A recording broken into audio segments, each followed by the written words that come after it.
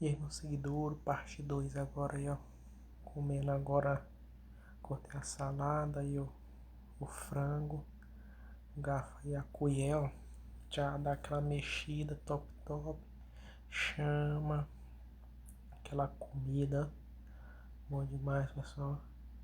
Aquele caroço. Aí pensei se eu for com a colher, com o garfo, tal. Pensei. Chama. Eu esqueci, pessoal, que eu tinha colocado sal lá naquela parte lá. Larguei mais sal. Aí ficou salgado no 12. Chama.